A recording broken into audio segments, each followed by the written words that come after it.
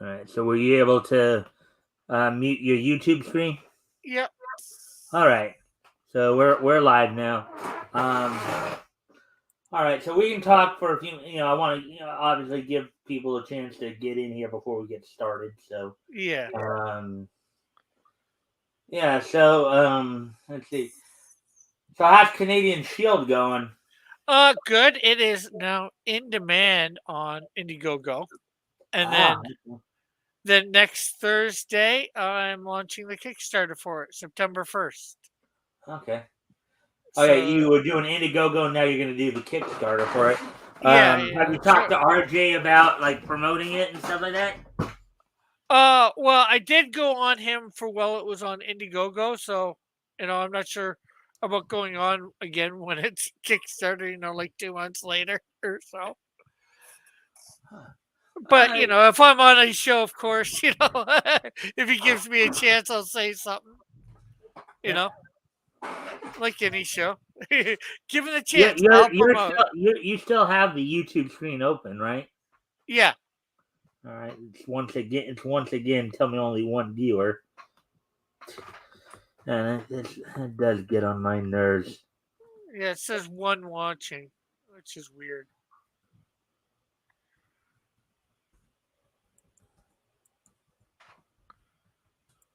So, yeah, that's going good. I got 1,700 from, Mhm. well, it'll be like after YouTube takes their little cut, like around Mhm. 1,500, so. And then hopefully I'll get other stuff that's going to stay in demand. Hopefully I'll get money there, as well as, getting people on Kickstarter to support it. Hopefully I'll get some backers there. And Yeah. I'm only going for a $500 Canadian goal, so Yeah. I think If if you I can, can if you get, can put something in the chat, if you can comment in the chat, just to see if that will get everything on the right track there. yeah, and hopefully, I think I'm only going to need like 10 or 11 people to support getting both books over on Kickstarter. So hopefully I can get 10 or 11 people in 60 days to support it over there. All right. Ah, man. All right. I'm gonna step away from the computer for a Okay. moment. You want to just chat it up with the with with the air or whatever. I'll be Uh, right. Okie dokie, Smokey. Okay, so hey, people, what do we got? I don't know anybody that's here. Nobody's here yet. Is anybody here? Hey, are you listening? I hope so. Oh, what do I say? What do I say? What do I do? It's boo boo boo boo boo. Okay, so yeah, we're gonna be reading some comics. Actually, it's we read the first issue, I think, about a month and a half ago. Wonder Comics 1. We're gonna be reading Wonder Comics 2. So we're gonna get the continuation of one of the stories from that time, which is cool. It was the one of the sailors, Spark Stevens, I think. So that's good. We got the magic mystery guy. Ooh, boom, boom. Let's see what else we got. What else do we got coming up? Yes, Yar Yarko the Great. I'm not sure which other ones. Patio Day. That might be a continuationist too. Eh. Um, and then there's a fourth story that we're going to do. So we got 4 stories today. 4 wacky, wild, insane stories. Okay, maybe they're not wacky and wild and insane. I don't know. I haven't read them. and probably you haven't either. So, hey, come watch. Do, do, do, do, do. The wacky, the cracky. Da, da, da, da, da, da, da, da. I don't get the cracky. Okay, I'm going insane here, people. I need you to comment. Um, so yeah, I was actually at a Comic Con. I got a whole bunch of books. Group of 7. It's nice, black and white. Well, going the wrong way.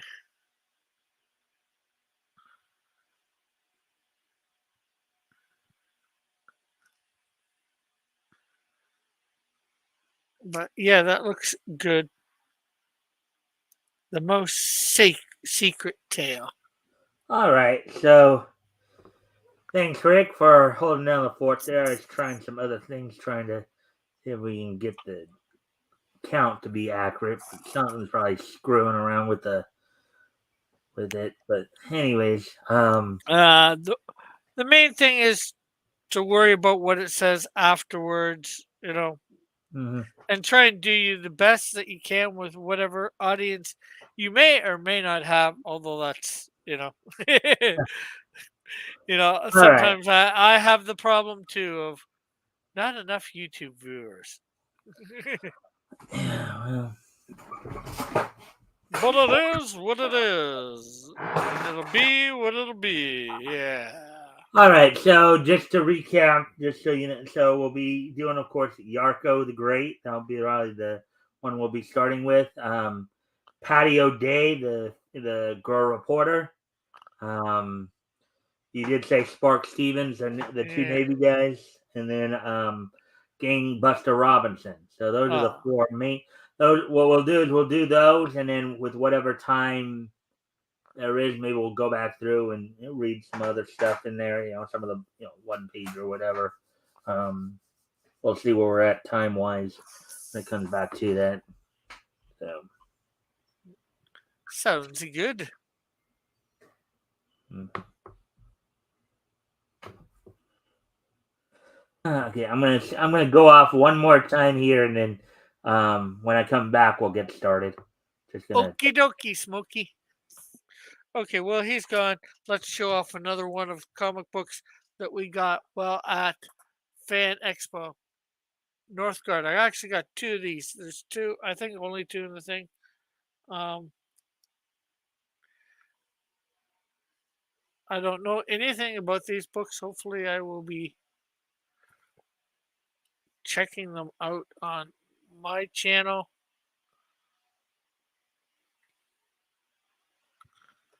Northgard.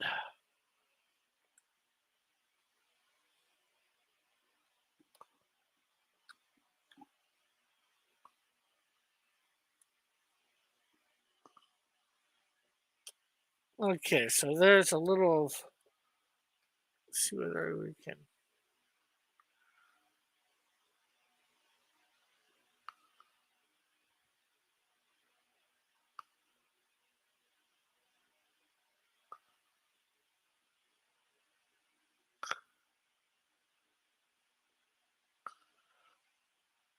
There's a little of that. Let's see. Another neat one that we got, a pretty big one, is Samurai Nuts. Samurai Space Samurais led by a monkey man. I think. Something like that. But this is a nice big one as well, as you can see.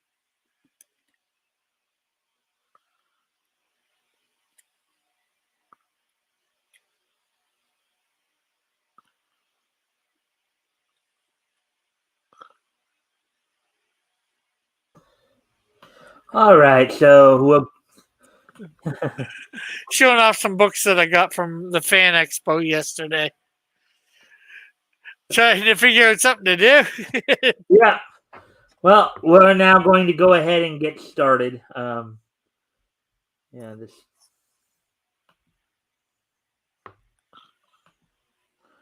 All right, so we're gonna go ahead and get started with Wonder Comics Volume One, Number Two from Fox Feature Publications. Go ahead, bring that up. Rick, do you have your copy up on your side? Well, I'm just gonna read off here the screen. That way, I don't have to switch things, whatever, and I can keep with you with what I see on the screen. All right, you can see it and all that without having to have your own separate screen. Yeah, All right. it looks great. You still have the YouTube window open too, right? Yeah, All right. and I do have it open if I happen to need it open. The thing. Oh, the comic as well. Yeah, All right. So look in here. This is the cover right here. Okay. Look at that. Every issue, exciting exploits of Yarko the Great. Now, one of the things I did find out, of course, Yarko the Great was another one that was written by Will Eisner. yeah. Also 64 pages, full color. Actually, I'm gonna later on one of these. I noticed a name that I'm gonna comment on if I see it again. Remember? Um, okay, so you want to do the?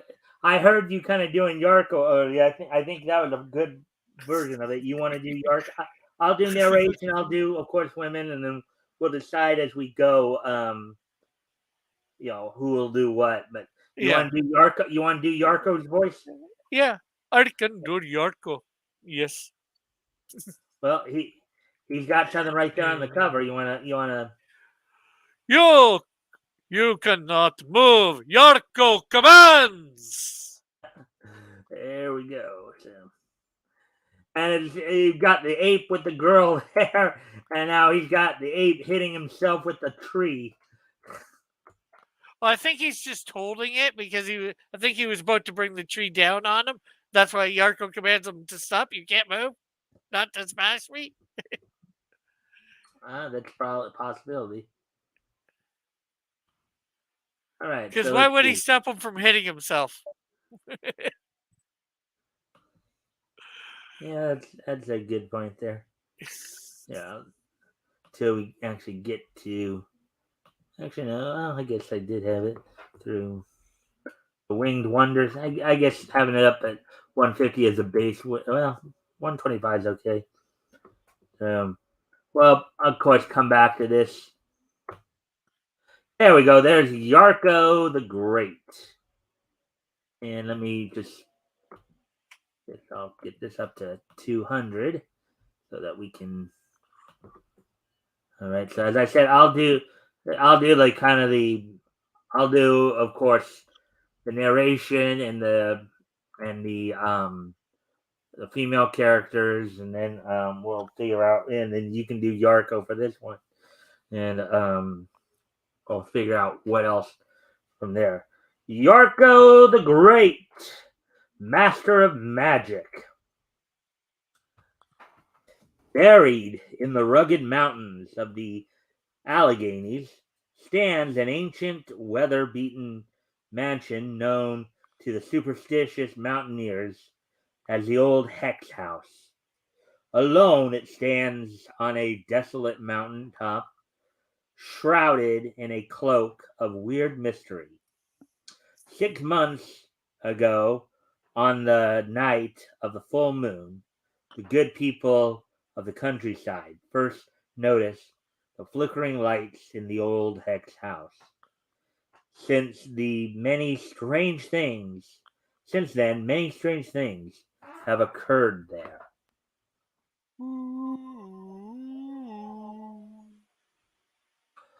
On a windswept night, not long after the strange death of Martin Ross, a sleek black car pulls up in front of the Tate home in Hexville. Good evening, Carol. I came. Sorry. Good evening, Carol. I came as soon as I received your cable. Now, Rick, you know what a cable, E- what he's referring to when he says a cable there? a text, well, not text, but a message, something along that lines, like, Like a telegraph, basically. yeah, A yeah. telegraph.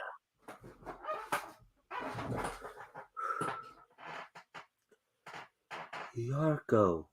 Oh, it's so good to see you.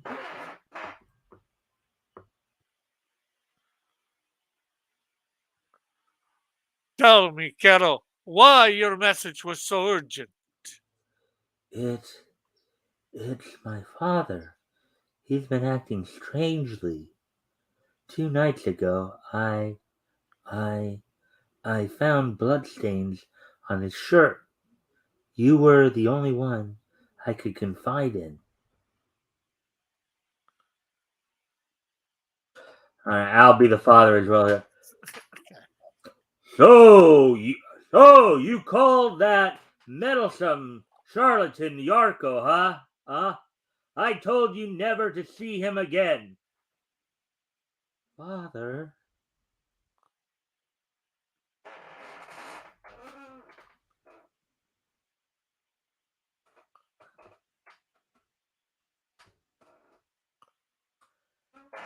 now I suppose you'll tell the police I've the power of 10 men.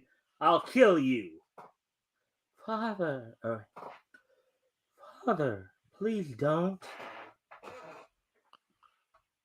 But, Mr. Tate, I'm merely here to aid you and Carol. Bah! You faker! You are only interested in my daughter. Yarko's eyes blaze. He gestures, and the irate father suddenly becomes rigid. Now, Oliver Tate, by the powers I possess, I command you to explain how those blood stains got on your shirt. Speak! I command you! I can't. Shadiba stops me. He is a greater force. He controls me. He forced me to speak, Yarko.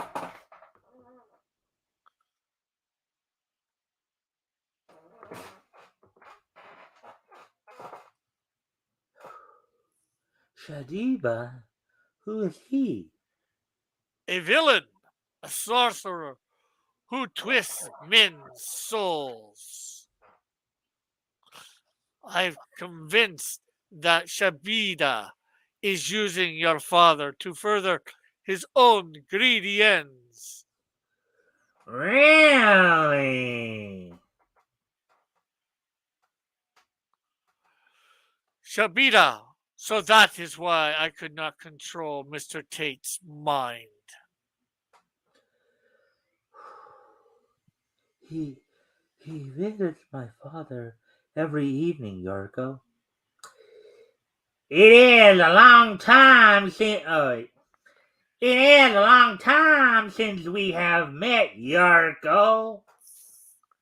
Yes, I recall it was in Hindustan, a little incident about the strange murder of the Sultan. Kawani, what are you up to now?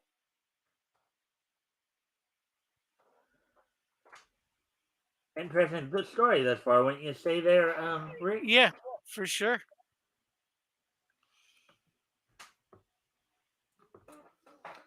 A, a game in which I am master. Do you see, Mr. Tate? Observe how he stares. I have taken his will and made him mine. He does my bidding as though he were me. He killed Martin Ross and brought the old codger's money to me. I will soon be as rich as a king. You'll never stop until you are destroyed, Shabida.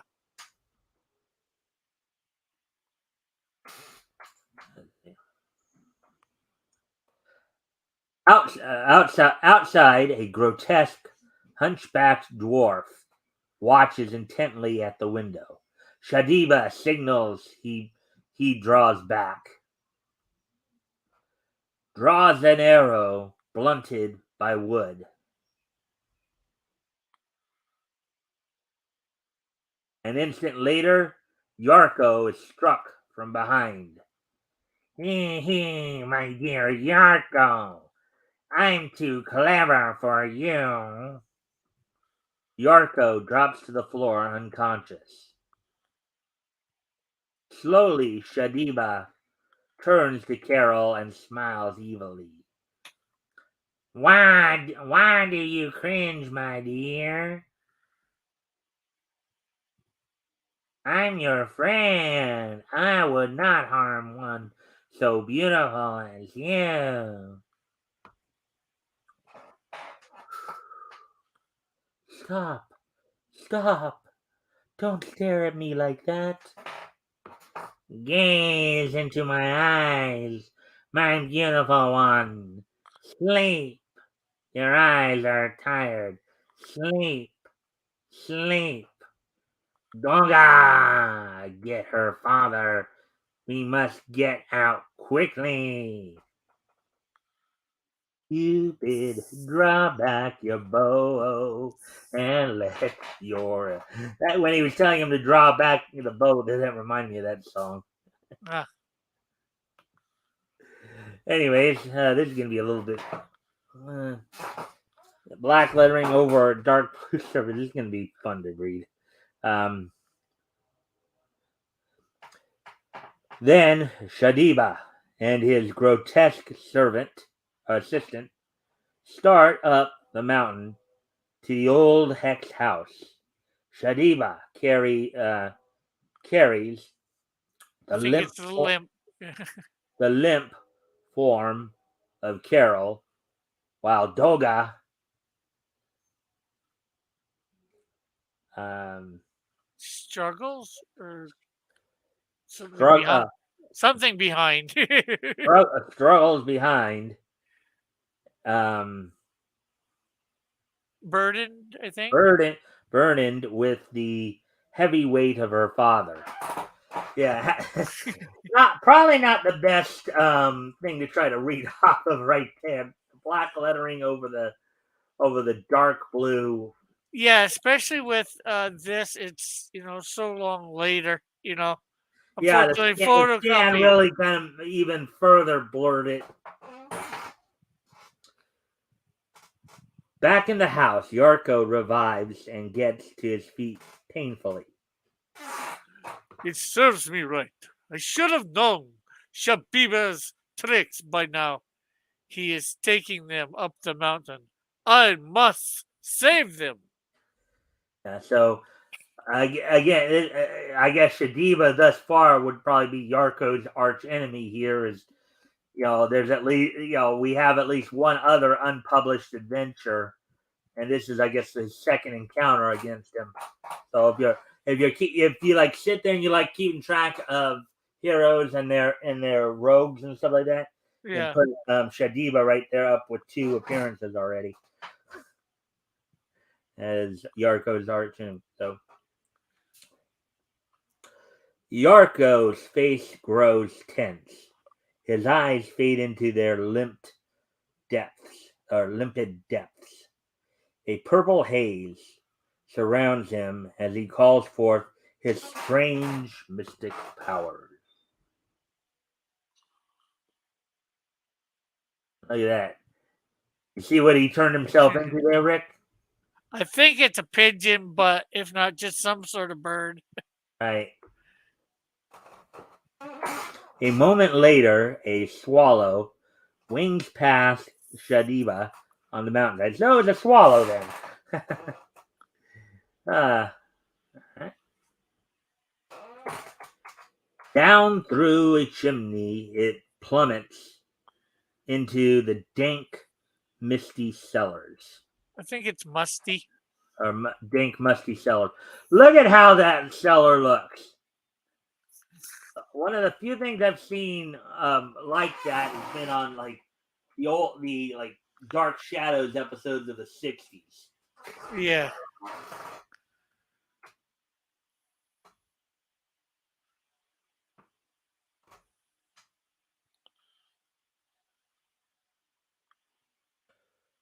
Who are you? How did you get here? I am Yarko. I've come to help. Well, I untie you. Tell me, who are you and why are you here? We are prisoners of Shadiba, body and soul. He hypnotizes us and sends us out to carry out his diabolical schemes. We are his slaves as long as he lives.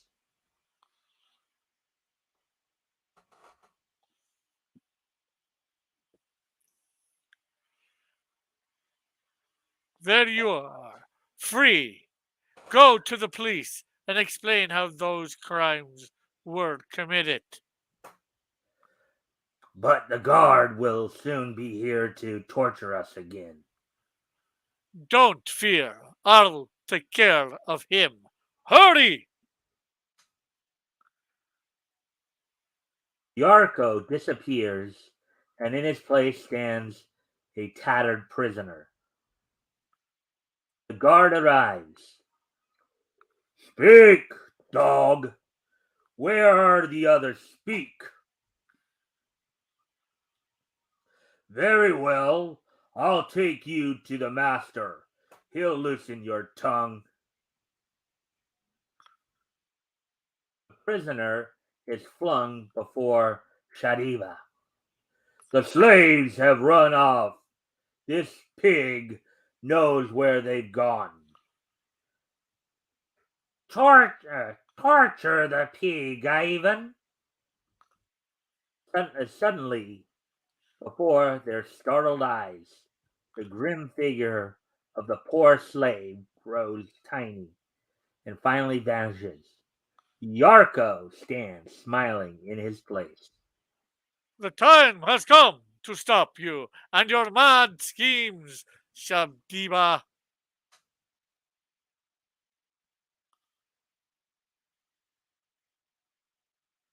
Quick, Nya, quick, Ivan! Your whip, lash him, seize him!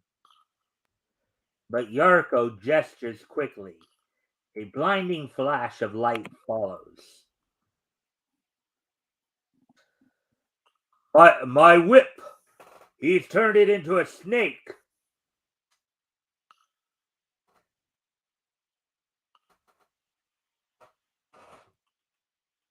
That must really bite. Good one, Rick. Again, Yarko gestures. Help! Help! Oh boy. He lifts the huge man high into the air and plunges him to earth with a terrific crawl. Crash. A crash. Shadiba, I demand you release Carol and her father. Demand? Ha ha ha ha! What can you do against my powers? You are an intruder in our sacred arts, an American, an Occidental. Who dares explore the magic of the East? I will destroy you, for my great power comes from Lucifer. Okay, Rick, quick question. Who do you think he's referring to when he says Lucifer? Well, obviously, Satan, Mm-hmm. the father of Lucifer lies. Morningstar, Yeah. right? And apparently, I've been doing the wrong accent for this guy. Since he's an American. Well, it could still work though. I think he may be American, but Yarko the Great. That's Yeah. that's maybe And then there he goes again. I am ready for you, Shabiba. I am stronger. I will crush you to atoms. Oh, get that line. I will crush you to atoms. Wow, you don't hear stuff like that anymore, do you? No. Usually we'd say like they crush you to dust or we'll just, crush you. But that, they crush you to atoms. That's kind of a different way of putting it. Instantly, the men lock in mortal combat. Oh, Mortal moral. Kombat! Oh, oh, I didn't even realize there were. Okay, the two stare fixedly at each other. Soon, two shadowy forms rise above them. High in the vaulted chambers, the upper half of the vague figures solidify. All right, I should have read those before, but that's why you should always make sure you go all the way down. Make sure you. All right, so let's see. Is there anything on that? It doesn't look like anything on the second page either. So, desperately unseen by mortal eyes, they struggle. The two most powerful magicians in the world. High in space, they fight, pitting every weapon at their command. Thunderbolts crashing all around them. Maybe Kind of lightning bolts. reminds me of the Mighty Thor cartoons of the late '60s as part of Marvel. Down, down, hurtling down bottomless chasms. Now I've got you. Hee hee. Beg for mercy, I say. Beg! But Yarko is not yet defeated. Rally, who is not yet defeated, rallies his strength.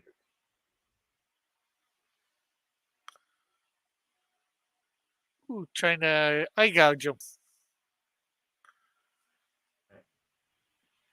I now throw you, Shabiba, into the chasm of oblivion. May you never return to harm mortals again. Wow! You see how dark these storylines were back then? Yeah, He's basically killing him by throwing him into a chasm.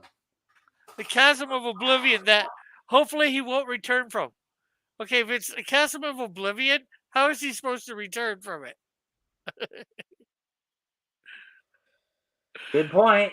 Good point. Oh,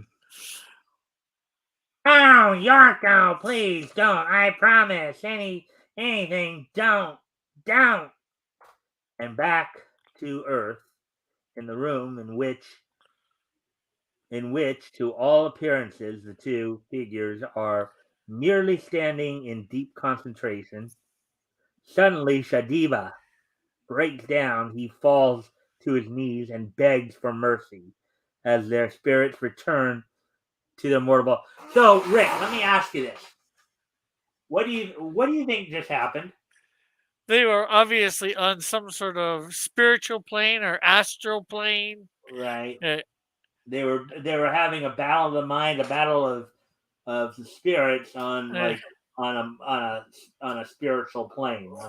yeah, and well, the one guy won. Yarko. Yarko.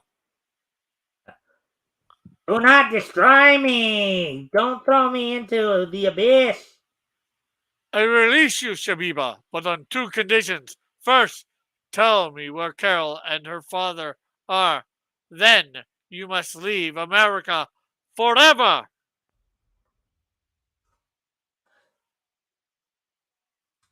She's in the dungeon on the opposite side of that court.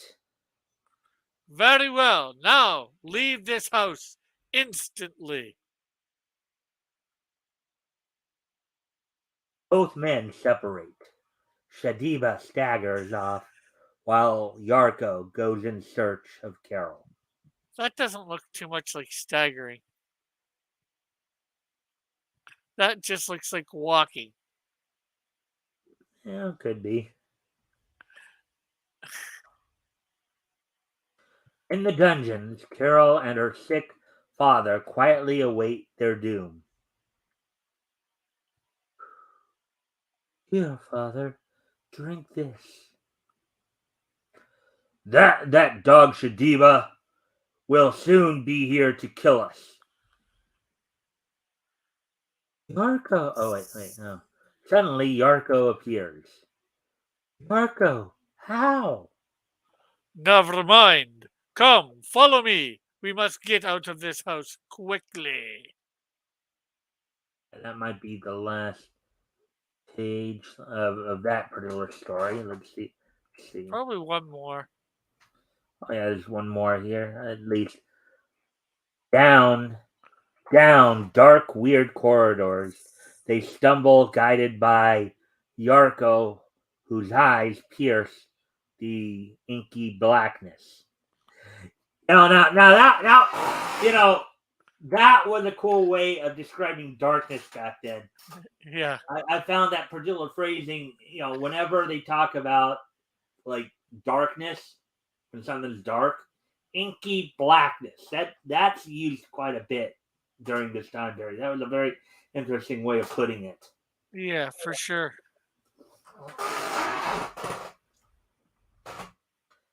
At last, they arrive at the edge of a deep moat. 200 feet below lies a fetid stream of crocodiles. Oh, goody! They get Oh. they get to try to face off again. We must get across this gap. I think that's her. Yeah. Crocodiles. Ugh. Yarko gestures. A rope suddenly appears, stretching from window to window.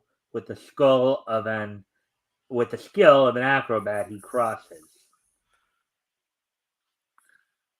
Once on the other side, he beckons Carol on the he beckons to Carol on the other side.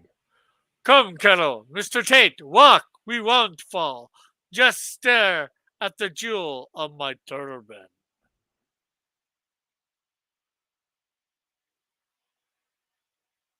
Under Yarko's hypnosis, they walk safely across.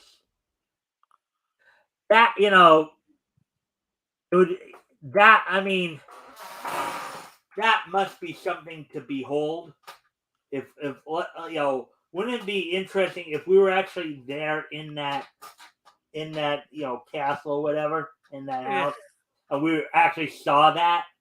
Wouldn't that be something to behold? Yeah. Watching that woman like cross that tightrope there.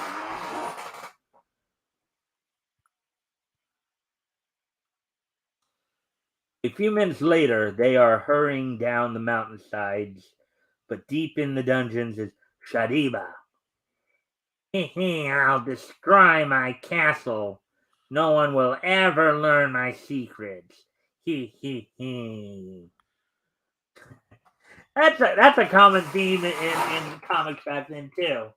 Bad guy offing himself just to eliminate evidence.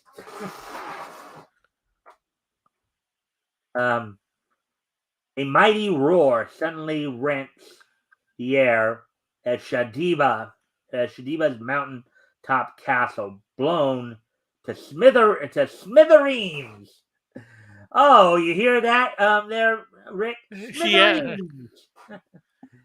That's a common term too around this time. By the keg of TNT.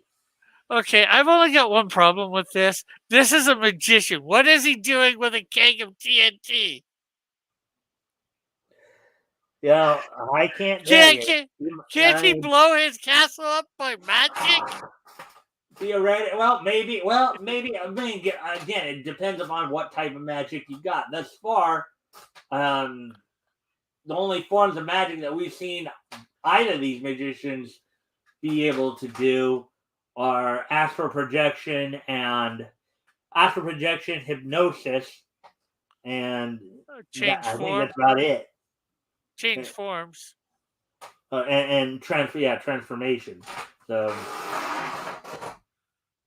A few nights later, in Carol Tate's home, why are you leaving us, Yarko? Where are you going? To India, Egypt, Turkestan. Who knows? I am the servant of justice. I will be wherever people need help. Follow the exploits of Yarko the Great, the world's greatest master of magic. All right, Rick. I need to. I'm gonna step away from the computer again for a couple moments here. I'm gonna go get some water to, kind of, help my Yeah, throat a little bit. yeah, no Because problem.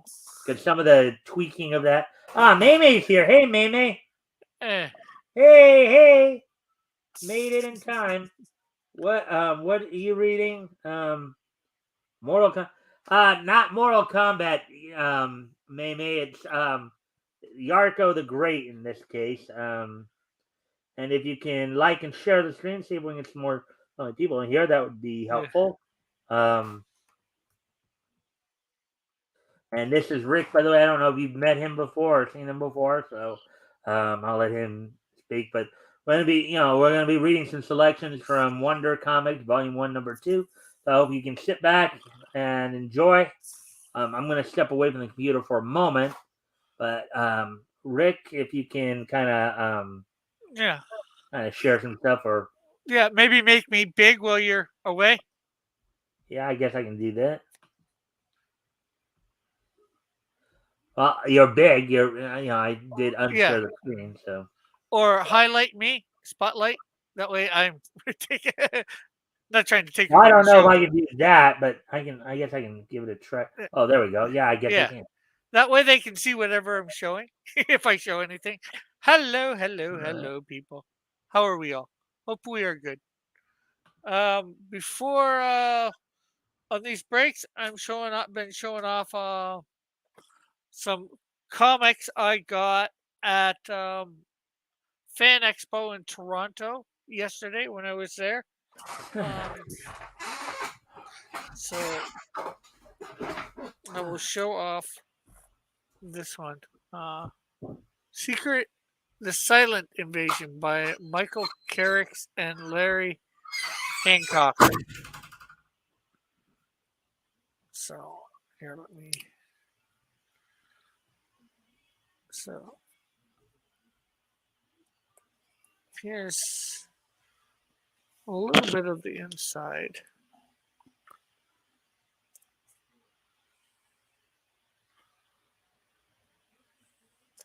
From what I get, it's supposed to be an anthology of stories.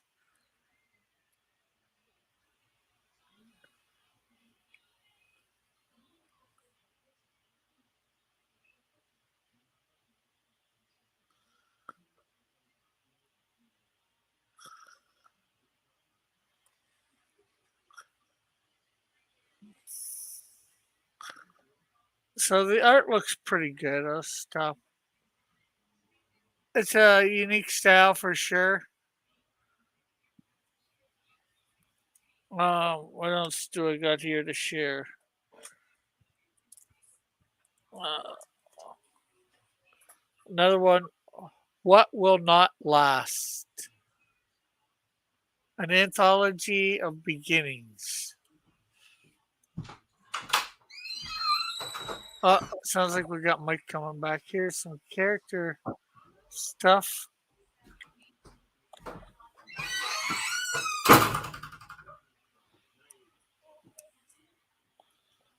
It looks like a few different art styles inside.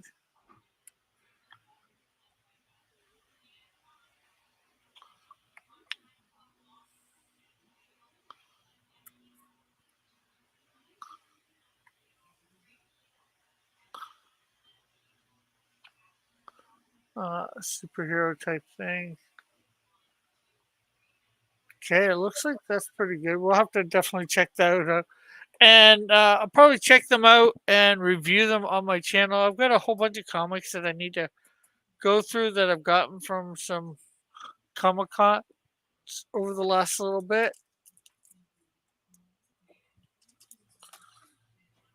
There's another one, the toy box.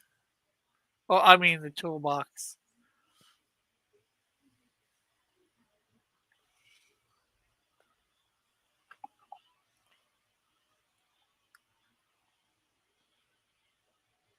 So this is looking. There's some of the artwork.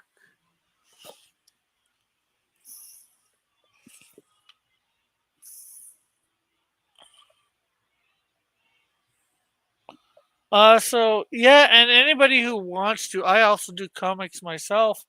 I have a comic out. Well, it's just in demand on Indiegogo.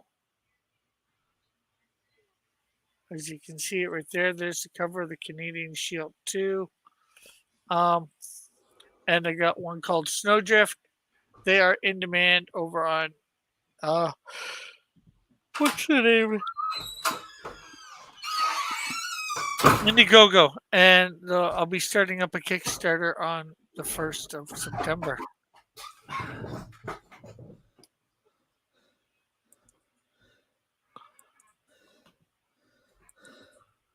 Okay, and it sounds like we have Mike back.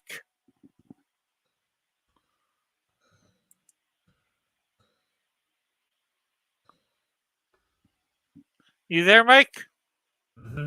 Yeah. Okay. Oh, I didn't even realize. I didn't even unmute myself there. So I didn't even mute myself. So I didn't even realize you. Probably because I just giant sized your thing there. But anyways, Yeah. so now we go ahead and share the comic again, and we can. Well, you're Go getting on. that set up. I'm gonna go grab myself a drink real quick. All right. Not gonna be that long. All right. So yeah, we'll shrink it down to where we can see more of the stuff. Well, it's 150 is fine for purposes there.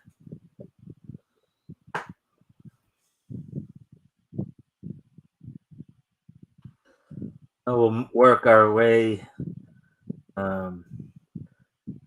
Minnie the Mermaid. We might come back to that. Don Quixote. Wonders of the Needle. Probably come back. Shorty Shortcakes. Just kind of real quick.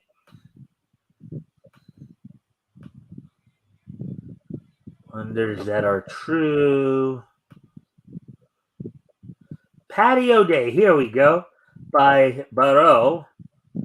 Now just wait till Rick gets back.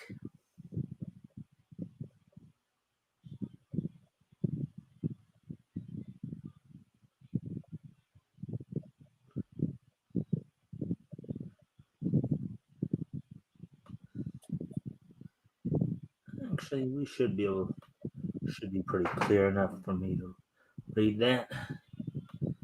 See those Rick. Hey Woody, thank you. And if you can like and share the stream, see if we can get some more friendly people in here. That'd be appreciated. We're just gonna wait for Rick to get back, or we can. Guess it might help for Rick. He's reading off of. That's if I did actually.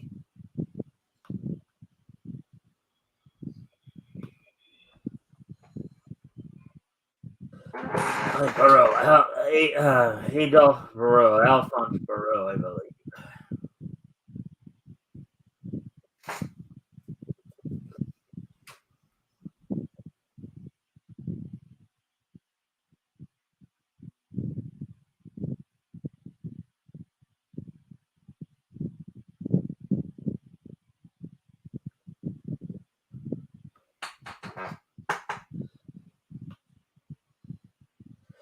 Yeah. So, anyways, I hope everybody's having a good day thus far, and get ready to head into upcoming week here, or weekend.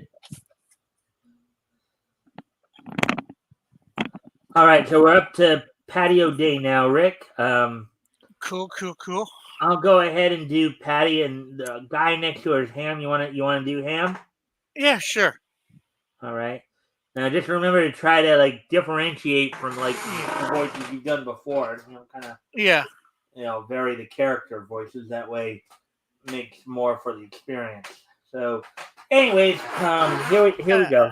And we have Woody here. I'm not sure whether you saw that. Yeah. Hey, Woody.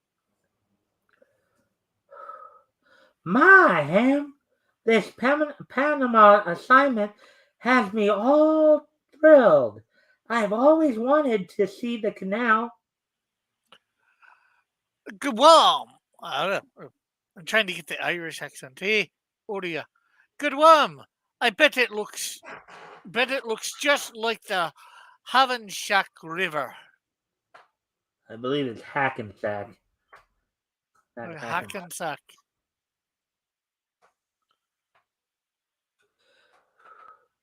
Here's our permit, Colonel. When can we start? Um, right away, but be sure to guard your films carefully. It isn't often allowed for newsreels to photograph warships passing through. Remember now, all your films must be censored as soon as your plane lands back here.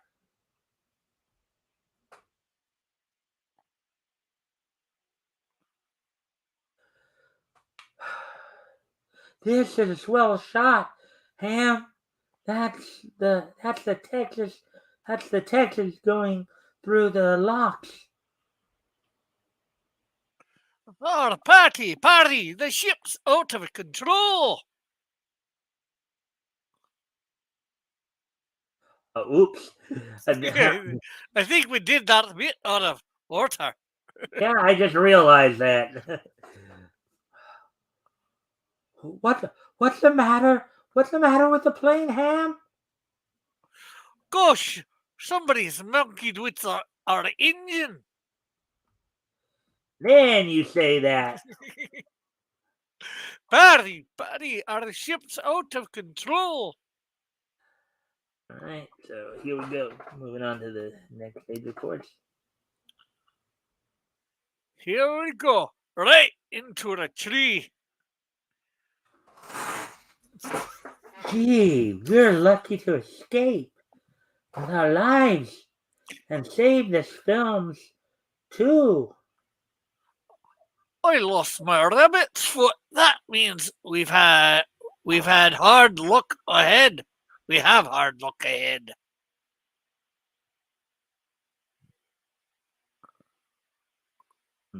Give me that box.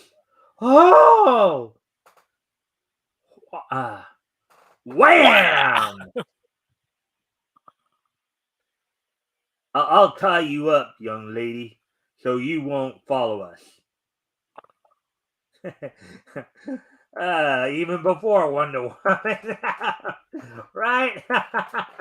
always have the damsel in distress bit going, huh?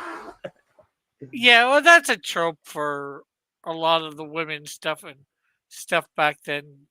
Tied up with ropes, damsel in distress. Mm-hmm. Later, Patty looks up to see a prowling leopard crouched, ready to spring. A shot rings out from the jungle fastness. Okay.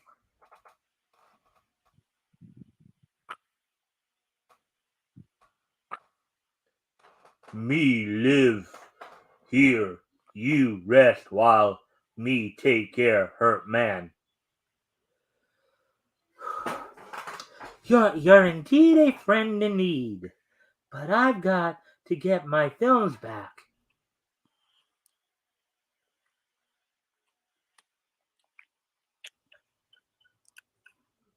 Patty's attackers suddenly reappear. What were they watching her to make sure she didn't escape? Yeah, it seems awfully convenient. Yeah. Where are we? And who are you? We're not answering any questions, sister. That's the girl, all right. But where's her Pilot. pilot? Get him here. Pronto. Or I'll lash you both to pieces. Okay, boss. We know where he is.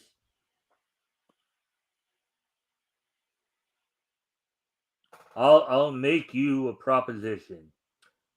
You take further pictures of the canal and let us make copies before they're censored. You will be well paid. What? You think I'd betray my country like that? I'm an American and I won't sell our secrets to anybody. What's more, I want those films back right away. You'd better work with us or else.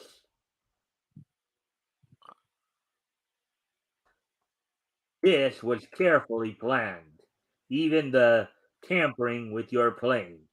Now we'll lock you up until you're in a better frame of mind. Yeah, I don't think she's in a bad frame of mind yet. She's right on. Wouldn't you say there, Rich? Rick? For sure. What a jam to be in. I wonder where poor Ham is. Meanwhile, in spite of injuries, Ham borrows a donkey and soon and Jogs off. jogs off to find Patty.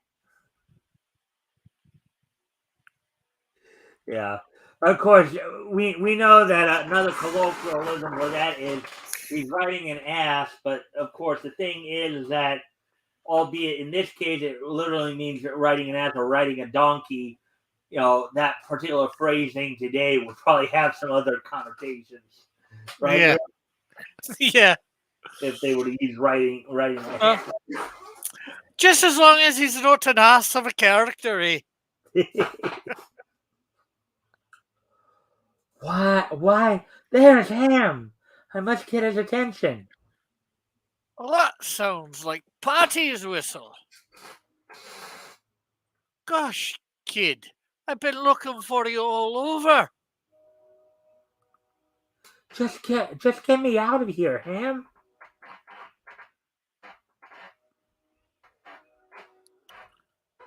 Well, that's going to be easier said than done. Oh, this is no trouble at all. I hear someone coming. They'll get something they don't expect.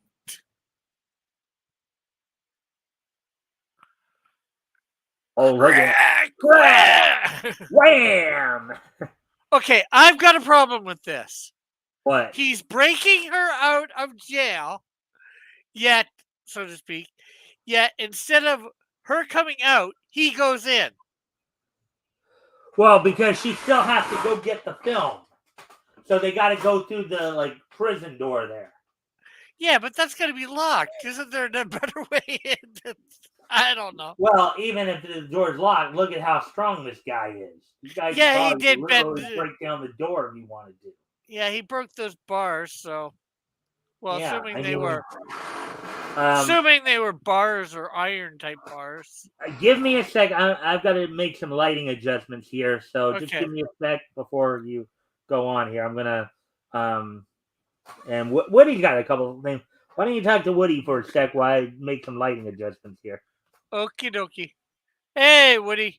How are you today? How are you going?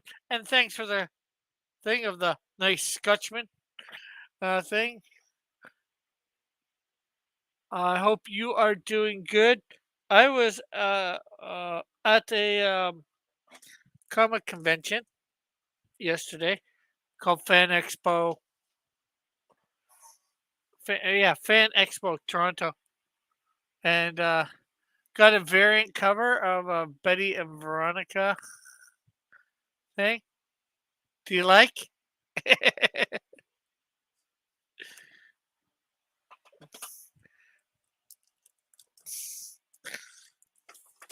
Got a whole bunch of comic books. Uh, Infinite Universe. Uh, Here's some of the art in it. Not sure how well you can see that. Yeah, so hopefully, I'm hoping to read these and do a review of them on my thing. I've got like about 10 or 15 comics that I've gotten at conventions in the last couple months, and I haven't read all of them. So, I think that would be a neat thing to do, read them a little bit. Something I did before.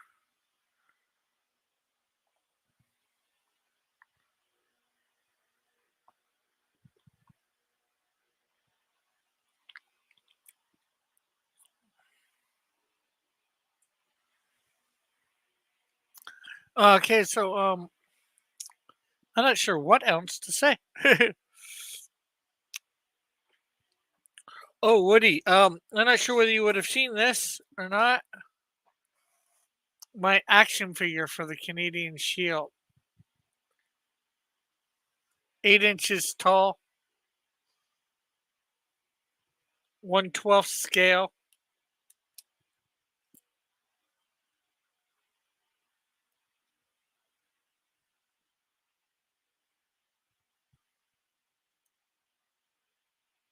Thanks. We got to do some touch ups on the paint job, though.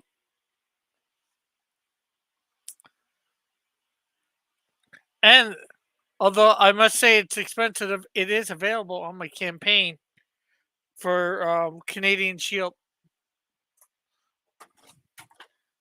2 and Snowdrift number 1, which is in demand on Indiegogo or will be on Kickstarter next Thursday. And we have Mike back.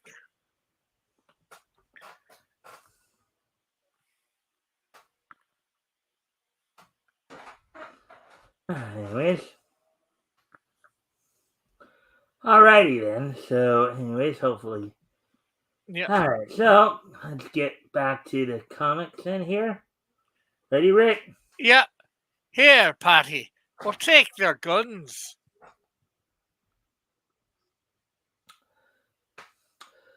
There are films. Put 'em up, you lug. Put 'em up, you lug. Hello? U.S. Army Post? This is patio day. Hurry.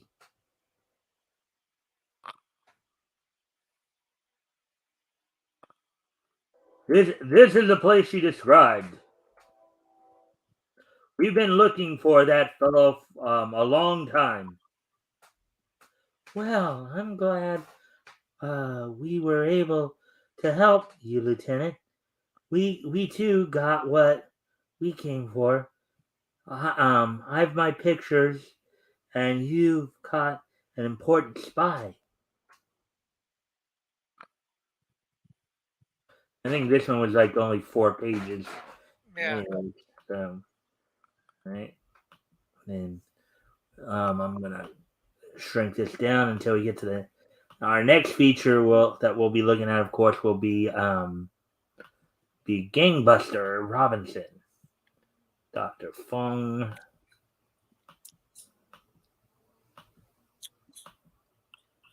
Children's Crusade, Tex Maxon, Sport Album, Fillmore Dud, Movie memos. yeah, K51. Here we go. Here's our favorite. Here's a gang busting district attorney, better known to everybody as Gangbuster Robinson. Oh, I didn't go that high. All right, so let's see. I held Vance.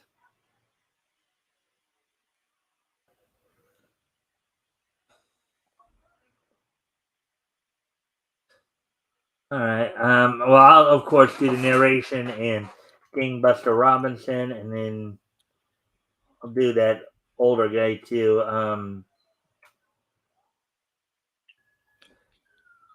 you wanna do the guy in red there, and I'll do the guy Sure, in blue. sure. Hello, Schmidt. We came to sell you some of our protection insurance. Yeah, you may need it. Um, Protection insurance? I don't need any protection. Now, Rick, um, do you know what these guys are actually trying to pull here? Yeah, protection racket. Basically, will protect Bingo. you from us. Basically, a classic mafioso tactic, protection racket. Yeah, will They protect you say from they us. are going to protect you. You know, You yeah, pay protect us you. so we don't destroy your joint. Yeah, sure you do. You can never tell when your windows might get busted. See, so dots, dots it, eh? Crux. Okay, Schmidt. If that's the way you feel about it, but you'll hear from us. Get out, bums. Crooks, get out before I throw you out. That night, a closed car speeds down the quiet business street. Suddenly, a terrible explosion shatters the silence. Um, You want to do the guy in blue, and then of course, Gangbuster Robinson right there is the guy on the right, I believe. Okay. They smashed Schmidt's grocery shop last night, Chief. Hmm. Another bombing. They must be stopped, and stopped quickly.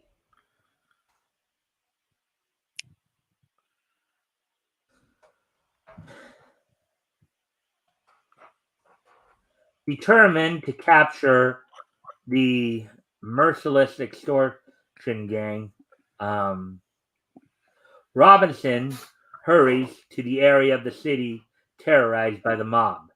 He calls on a grocer. Hmm.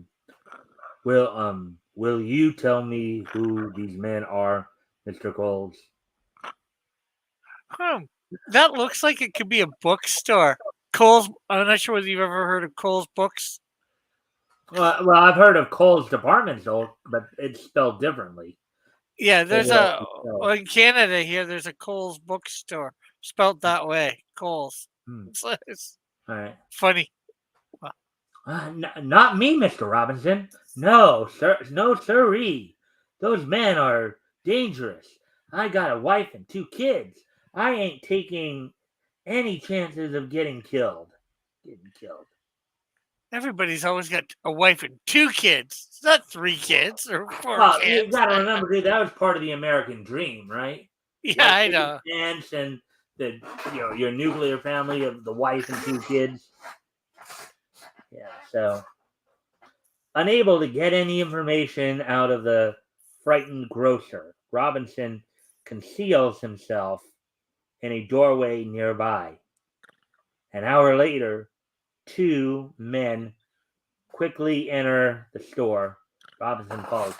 Okay, before I continue here, Rick, I think they're getting even dimmer now. I should have probably just turned on the light before, but anyways, I'm gonna go off camera for a quick moment. I'll be right Okay. back. Okay, so he's off camera. What do we want to talk about, folks? Anything's up in the air. And no, this isn't beer or champagne or anything like that. It's apple juice, tonic water, and some lemon juice, not lemonade.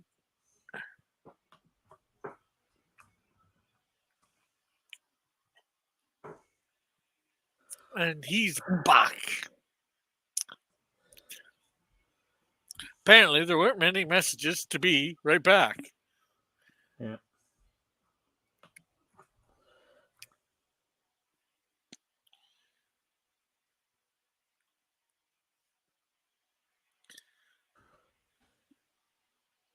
All right. So, anyways, getting back to the story here. Oh, and there's a guy in red there. So, Yeah.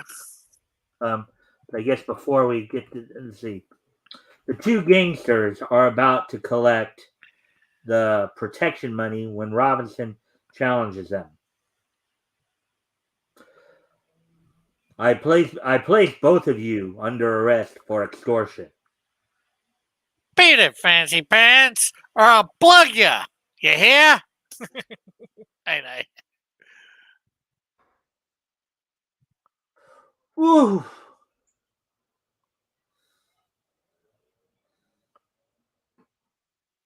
think that's Robinson. Oh, I wasn't sure if that was Robinson. Okay, pull a gun on. Well, Yeah, he's talking to the crook. Pull a gun on me, will you? oh, ooh, pull a gun on me, will you? Okay, I didn't see where Robinson was right there. I was trying to figure out where the word bubble was leading to. Yeah. You missed me, chum. Here's one. Here's one on me. You dirty meddler. Take that.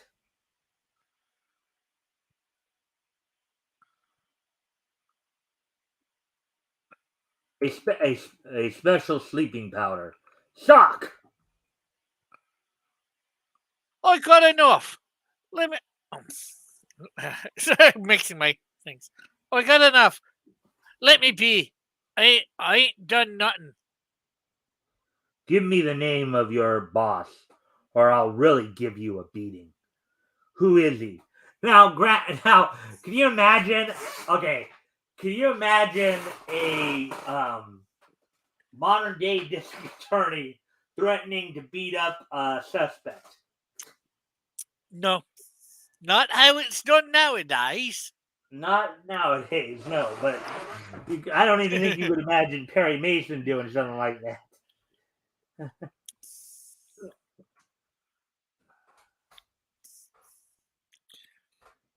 But I don't know whether it would work.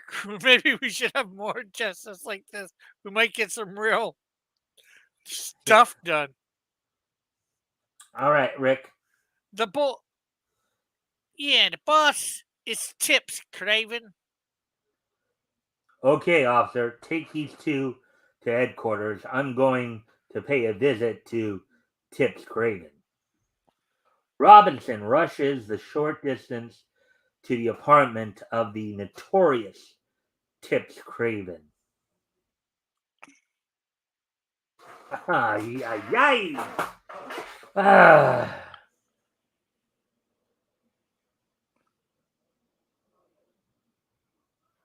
Running up the stairs, Robinson pauses outside the apartment house. There's two of them, huh? There's two of them in there.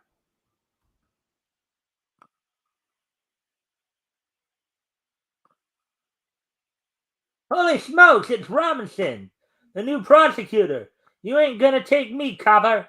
What the? Oh, I thought I'd do it fast for you. yeah. Sorry. Put up your hands. You're both under arrest.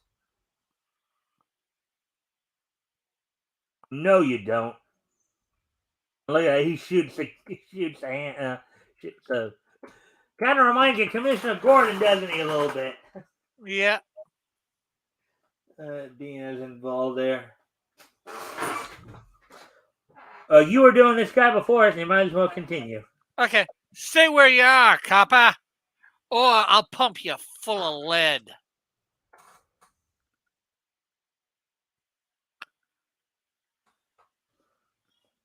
And is there anything at the bottom? No, just him running up to the roof. Yeah. And Rick, do you know what that's called right there? What, the angle or the Structure. The structure that the guy is running on. Do you know what fire that's escapes? called? Fire escape, yeah.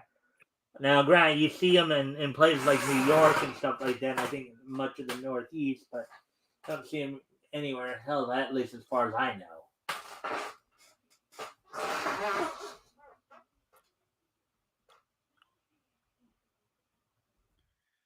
Yeah, I've seen enough TV shows to know what they are. Hmm. You'd better come quietly, Tips. I'm coming after you. Only one of us will get out of this alive. Oh Cri- boy. Cripes, this guy doesn't know when to quit. And you just became Tips there, my friend. Yeah, without knowing it. Stop, Tips, or I'll shoot. You asked for it. And look at Tips right there. Oh, shooting the guy in the back. Ooh, he is a bad guy. But yet it looks like he ends up being face up. um, stops, staggers a few seconds, sinks to the roof in a pool of blood. Officer, take him to a hospital. I think he'll pull through. Call for an ambulance right away. Right, Mr. Robinson.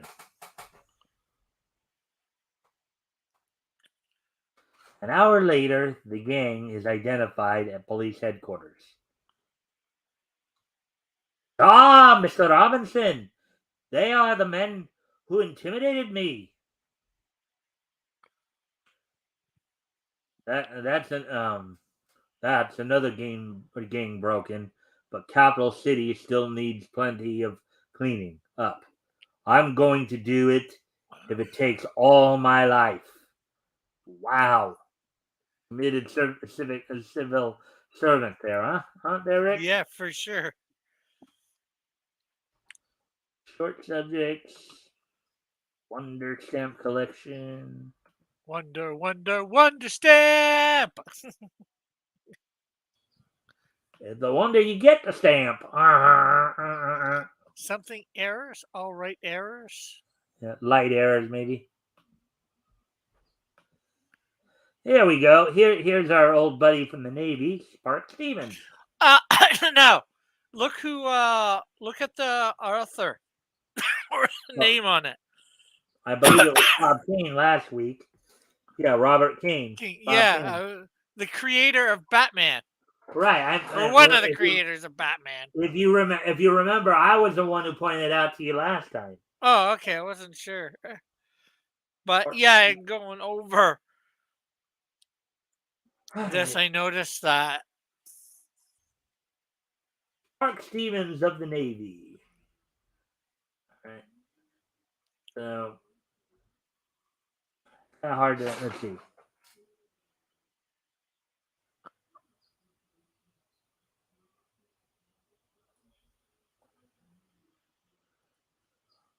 All right, so Spark Stevens, I think, is the big guy. So I'll do him. You want to do the little guy there? Okay. Um, Aboard the USS Dragon, we find Spark Stevens and this is little pal Bilgewater. His Li- shipmate at it again. I think something like that. Yeah, I make out again at the end. So yeah. I'll add it again. Yeah. Li- um, hmm. Listen here, Bilgewater. You keep out of my hair. When we get on shore, get me. here, here, you big ape. Okay, Rick. I don't think he's Italian or Irish. There. Yeah. Well, I wasn't trying to do Irish. That's for sure. I'm not sure what I was trying to do. Just something different. Big hair.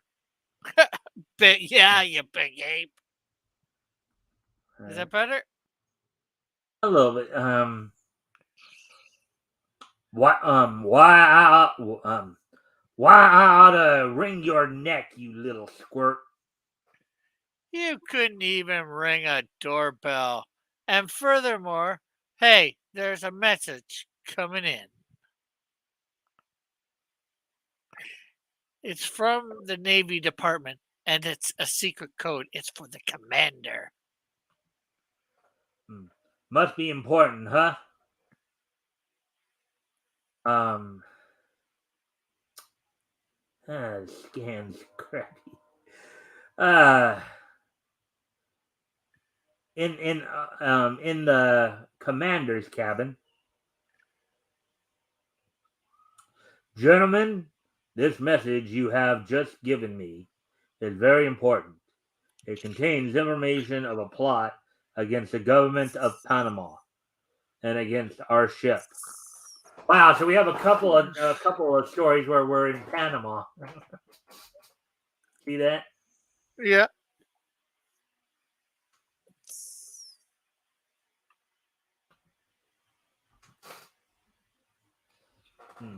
A certain foreign nation is trying to gain power here in Latin America. They plan to murder a number of important Latin American officials and to leave behind certain clues that will make it look as if we Americans had done it. They then further plan to blow up our ship, making it appear as an act of the Latins for revenge.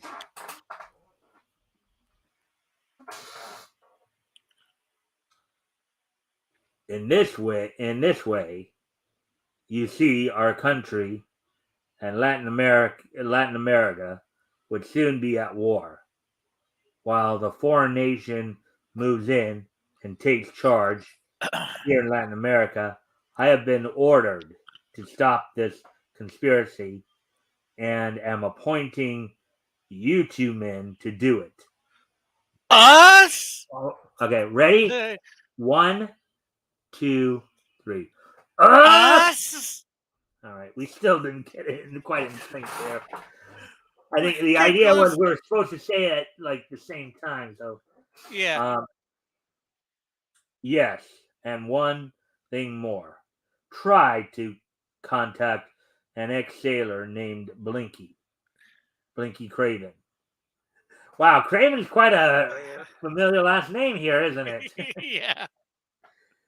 We believe he is in the pay of the foreign nation. That's all, and good luck. Well, they just seem to be craving to get this guy. Yep. The next evening, Spark and Chuck, disguised as vagabonds. You know, the vagabond is rich, Yeah, just somebody that travels from here to there with usually a very little drifter, money. yeah, a drifter. Um, start on their hazardous mission.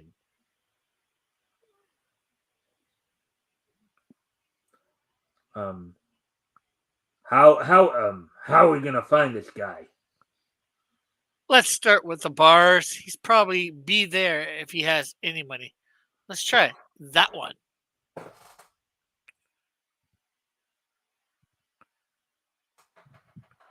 Say, oh, sorry.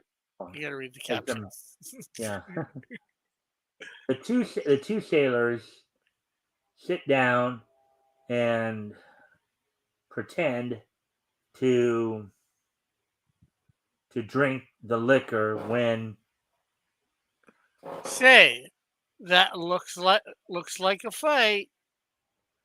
yeah, two big bullies against a little guy. Come on, let's help him. Next time, pick on a guy your size, hombre. How do you like a taste of your own medicine, lug? Suck. The the rescued drunk feels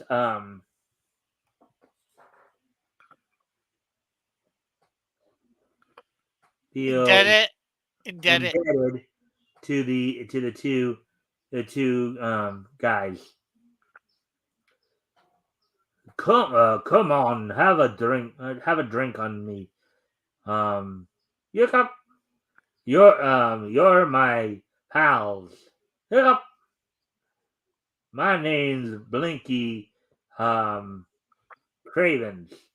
What's yours? Oh, there he is. They just happened upon him. Hello, Jason Myers. Jason Myers is here. And he says, "What's your favorite cheese? Uh, Cheddar or Swiss?" Don't necessarily have one. Do you watch Arch? No, I haven't even heard of that Yeah, one. yeah, same here. That's probably an anime. Jason's a little bit more into anime than anything else, so. Alright. I'm Chuck Lawton, and this is Spark Stevens. We're ex. Oh, okay. Well, I guess I'm Chuck, and he's Stevens. Okay. So I guess I gave you Spark Stevens then. Oh well. Hiccup. Shay. I used to be a sailor myself. Hiccup. No money in it. Now I got myself a real job, making plenty of dough. Hiccup. We could use some good money.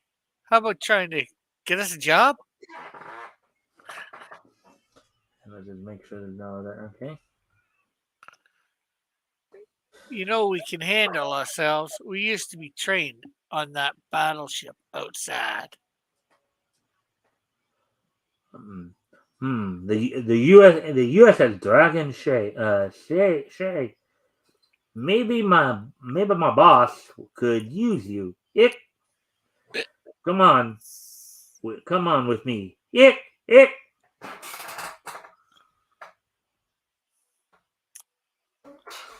The two sailors motor to a secluded island cove.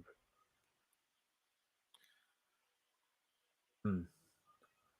That's got to be the drunk Yeah, guy. I'm. Yeah, um. This is the place. There's the boss on the pier.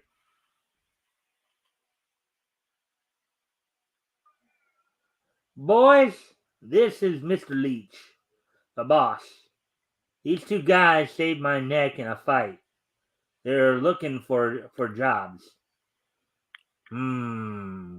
Can they be trusted, Blinky?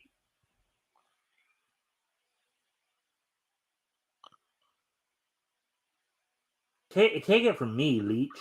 They're okay. Besides, they used to be sailors on the USS Dragon.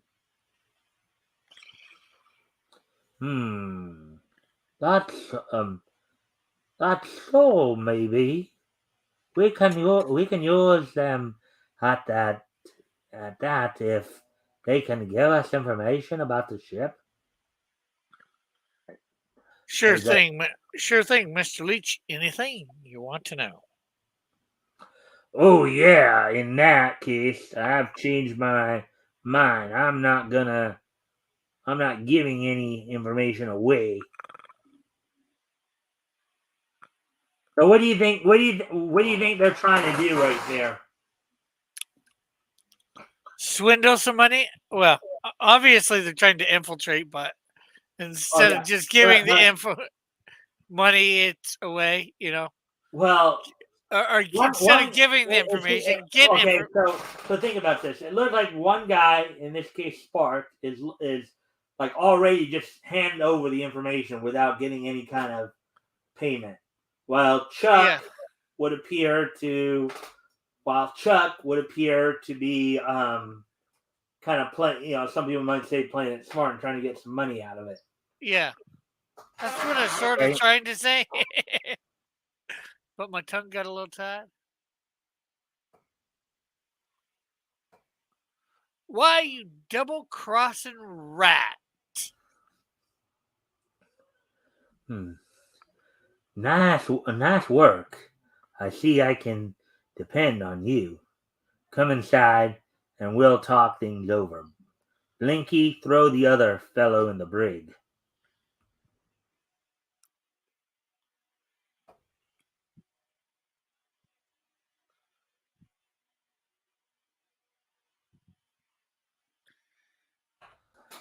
Leech tells Spark of his plan to murder some prominent officials then blow up the battleship, the USS Dragon. Look, Leech, I was talking to some sailors on the ship, and they told me they were sailing tomorrow morning. In that case, we'll have to take care of the ship first tonight. That night, remember, you will go in two boats. One boat will handle the TNT, and the other will act as a lookout. Now start loading the boat with TNT. While the men are loading the boat, Spark slips away unnoticed to Chuck's cell, and boom!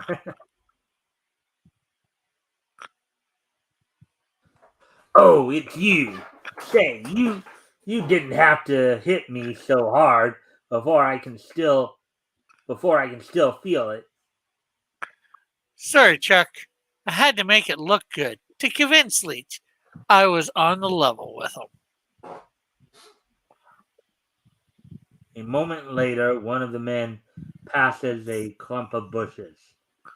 And look at that. Look at that arm reaching out and the hand. Yeah. Sleeper hold! That could be. Well, he doesn't have the hand quite usually when you're doing the sleeper hold, it's more like this. You got the basically more like this. This is Yeah. how sleeper hold But is done. he's Or, just trying to quiet the mouth, too, at the same time. right.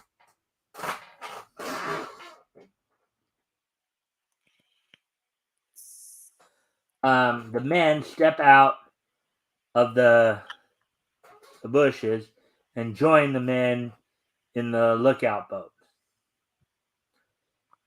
Make ready to leave. Here comes Senor Spark and Carlo.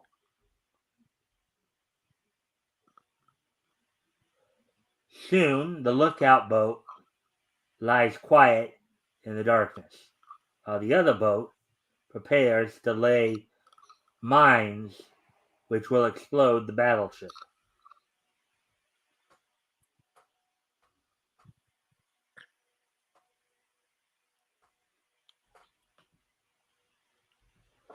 When suddenly aboard a lookout boat, All right, Chuck, now! right! Oh, no, you don't. Now let's get those men with the TNT. Check. Near the battleship, the men are unloading the explosive in the form of a mine. Don't forget. All right. Don't forget now. Try to float the stuff as near to the ship as possible. Then we'll fire at it and blow it up.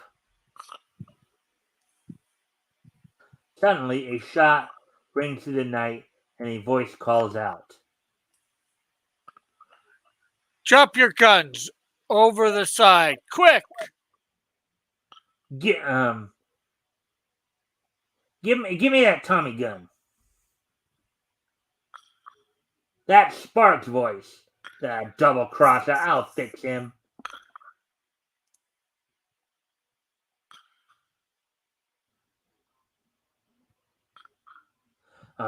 This isn't good for us. They've got a machine gun. Yeah, say, the TNT on that boat gives me an idea. Start the motor, we'll stop those mugs. Back on the other boat. They're not firing a shot, and the boat's coming nearer. Something's wrong.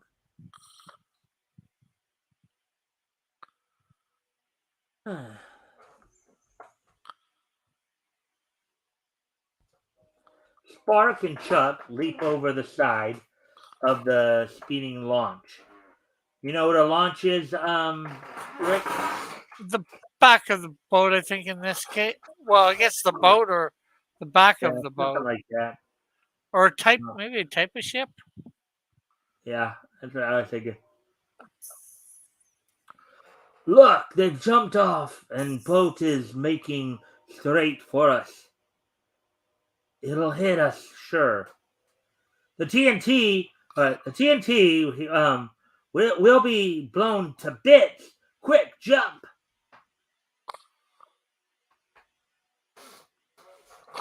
But it's too late. But too late. The boat smashes into the other, loaded with TNT. There is a terrific blast and a giant swell of water as the TNT blows up. Well, Boom! well, those guys really blew that job.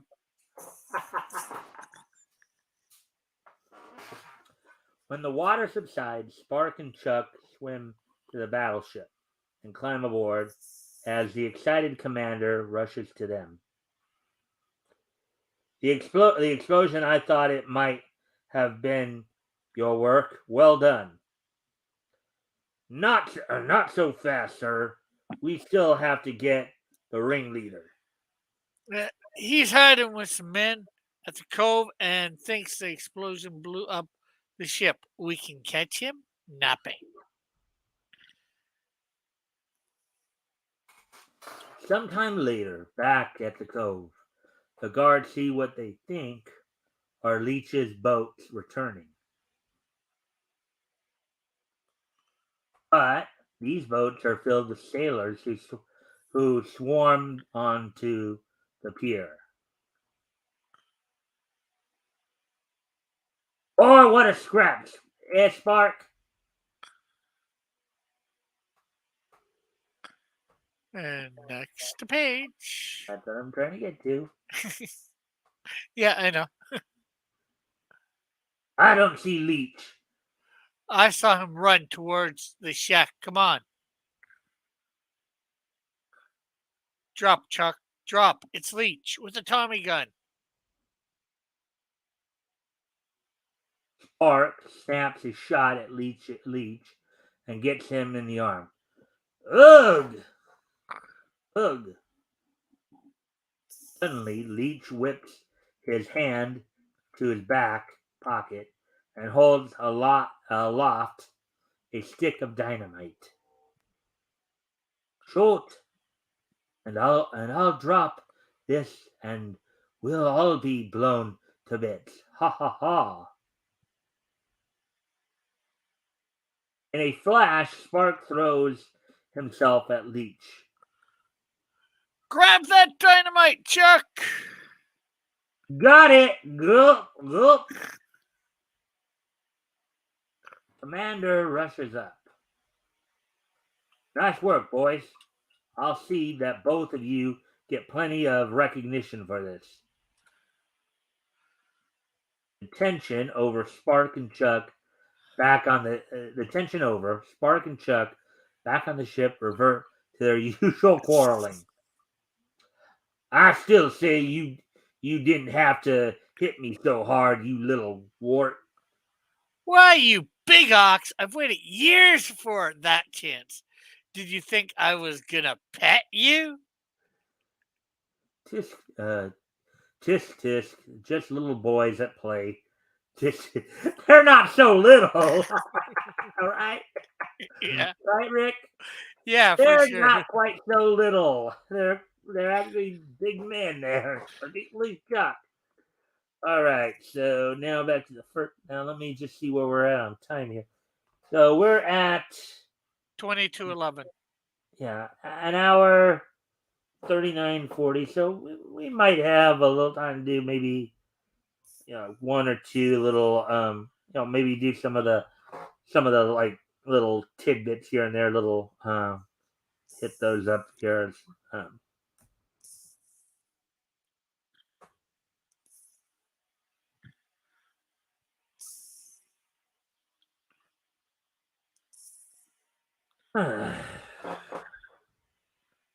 Even if there's two of us in here, that YouTube and streaming are still saying that there's like one or zero people watching. It just Well, it's hard to know what happened to the Woody or Jason, if they're still here. Roll call, people. If you're still here, let us know. Uh-huh. And any comments on the stories thus far that you may or may not have heard? All right, Winged Wonders. I'll read some of these because some of these are just profile pieces. Winged Wonders, the Beechcraft Model C-17. Here is a swell plane that lives up to the modern times in aviation, as of 1939, I guess. Right? Yeah. It I was going to say. it has a top speed of over 200 miles per hour. It has a retractable landing gear, which adds to its speed. Also, something new and unusual in a top wing that staggers behind the lower,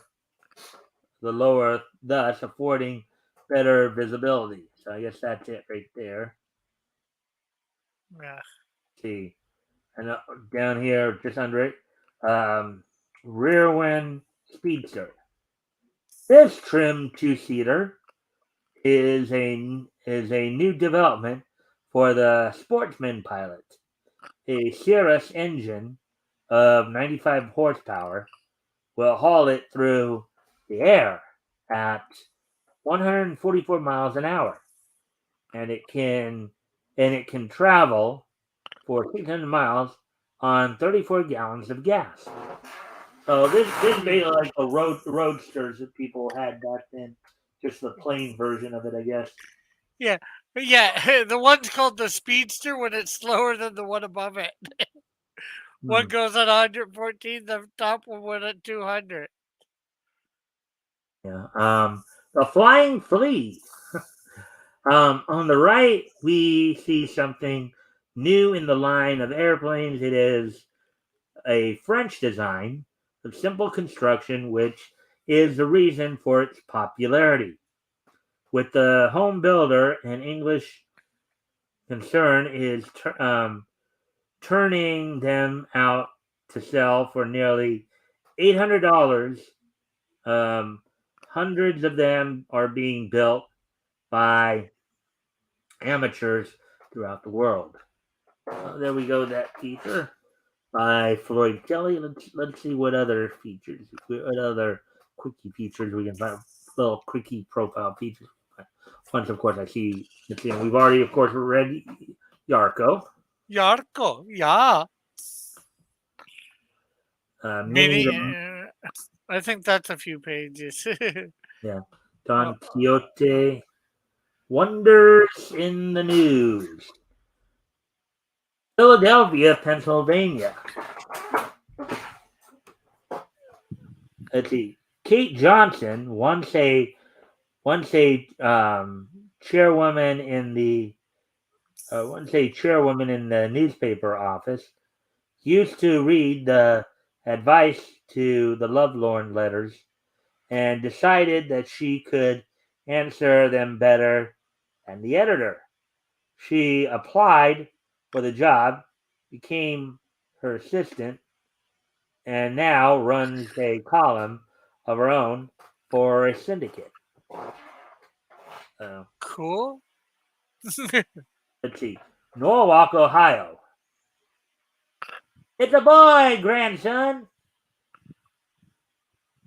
Dr. C.L. Bell was the physician in attendance at the birth of his own great grandson, Thomas Paul Bell.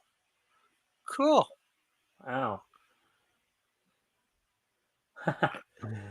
So hence, it's a boy, grandson. Rome, Italy, which is up here. According to the historians, the world was sold to the highest bidder In 193 BC? DID, Didius? Didius Julianus bought the entire Roman world from the Praetorian Guard for $50 million. I think that's just 5 million. I Because meant, I think the okay. first thing is a dollar Yeah, sign. yeah. Still. Right, so there we go with that one. And being that this is Wonder Comics, we have a lot of the Oh. Shorty Shortcake right there. Well, that I guess goes against the whole James Bond thing. The world is not enough. Wonders that are true. Key West, Florida. Fishermen hired by government agencies are looking for the quote manta ray or devilfish. It is one of the strangest phenomena of the deep. It weighs several tons and often measures 30 feet across in width. Well, Manta. is this a specific one or just one in general? That's a I know. big one. That's a big one for, well, I think of them as small, but that's pretty big. Luigi Roserto of Naples, Italy, who died at the age of 105, worked until he was 100, never drank, never smoked, and ate sparingly. But he detested spaghetti. All right. Let's see. Weightlifter Sigmund Klein. That's how. That's how a fella gets Eating gets spinach. eating spinach. That's how a fella gets eating spinach. Um, weight 14.6 pounds. No, I think that's is that. I think that's 146 pounds. Oh, weight 146 pounds. Pressed 233 and a half pounds Pound. to arm's length over his head. What a man! What a man! There's a there's a King Arthur. superhero. There's a superhero. What a man! Yeah. King Arthur. Historians of the British Museum have unearthed documents claiming that the legendary King Arthur was more than 7 feet tall. No wonder he was able to pull the sword from the stone, huh? Well, he did that when he was a teenager, or kid, but And of course, we I already think did Patio Day. so. Man But who still, made, he'd probably be close to 6 feet when he pulled it. yeah. Man who made the West. Charlie uh, Siringo, cowboy detective and frontiersman. 1. Whenever and wherever old timers get together and swap yarns about the Old West, the name of Charles Siringo is bound to crop up. Siringo knew everyone of importance in the Old West, and in 1919 wrote an eyewitness account of the Wild West as he knew it. Born February 1855, so 1919, 1850. So that would have made him about 64 years old there. In Matagora, Texas, he got his first book learning from a Yankee schoolmaster who suddenly left for the North to fight with the Union Army. Two, at the age of 11, which would have been 1866, he hired out to run cattle for $10 a month, which was quite big back then. That was quite Yeah. a point. Here, he learned to ride, rope, and handle a branding iron. His job was to brand mavericks. At that time, the law said that unbranded cattle were public property, and there was a rush to take advantage of this. Oh yeah, I guess so. 3. After this job, he went north with his mother, but after a brief taste of city life, he made tracks back west. This time, he rode the Rio Grande, rounding up wet Pony. ponies and mossy horn cattle. These were mostly wild timber cattle, which only graze on the edges of the prairies at night, hiding in timber during the day. They actually had a fine moss on their horns. Oh, wow. All right, so on there. Let's see there. Oh, 4. Oh, okay, it's continued here. Continued on to the next page here. Let's look a little bit more. Saringo began to travel in fast company. He broke ponies at $250 a head and made Oh, money for a time. He was hopelessly in love with a beautiful half breed up in Paul Valley. You know what they mean by half breed there? yeah, half Indian, half white, and that might be $2.50 a head. It's hard to tell whether Oh, there's a dot there there, seems to be but a space in between the 2 and the 5 there. You might be right. yeah. Um, Paul Valley. Only his fear of becoming a squaw man, unquote, quote unquote, kept him from marrying her. What an idiot.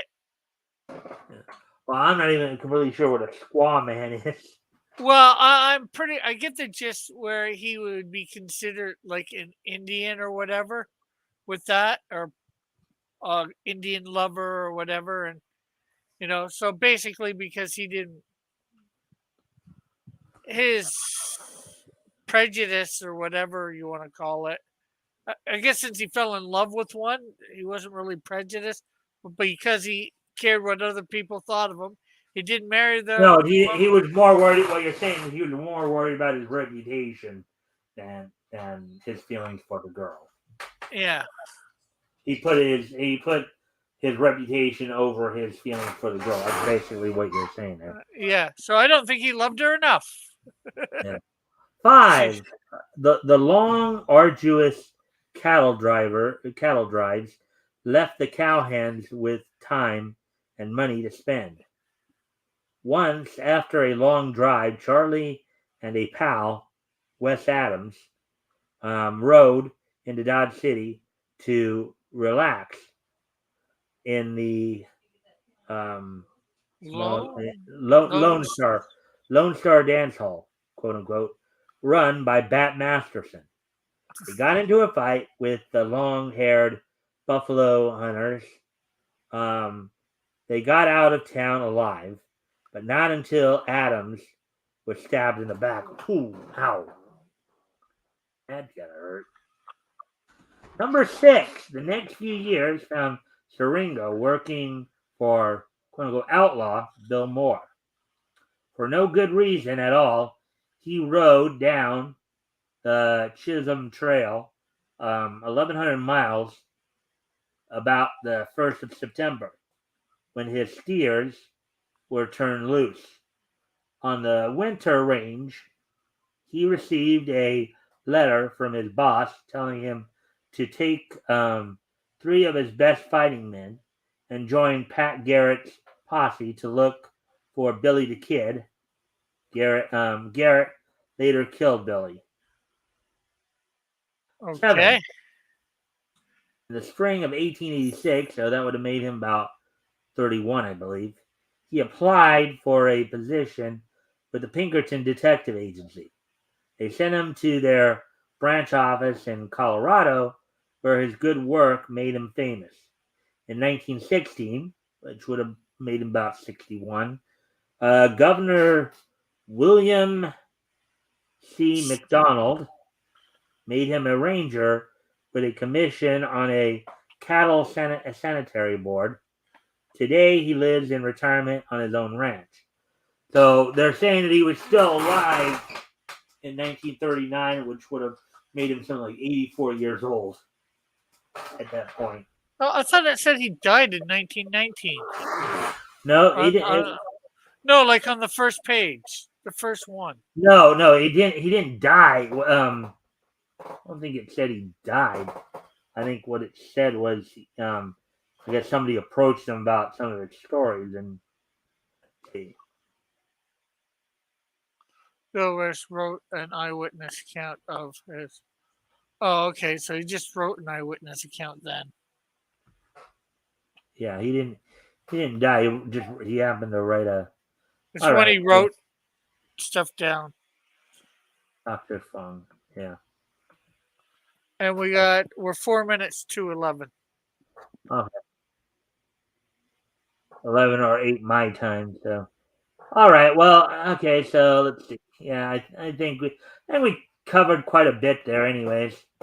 So Yeah. we'll just run through the rest of this just so people can. All right, we'll start to wind down a bit here then. All right. So, and if you can stick around now, so we're gonna start to wind down. And we do this day in each history, and um, then if you'll stick around afterwards, Rick. Yeah, no problem.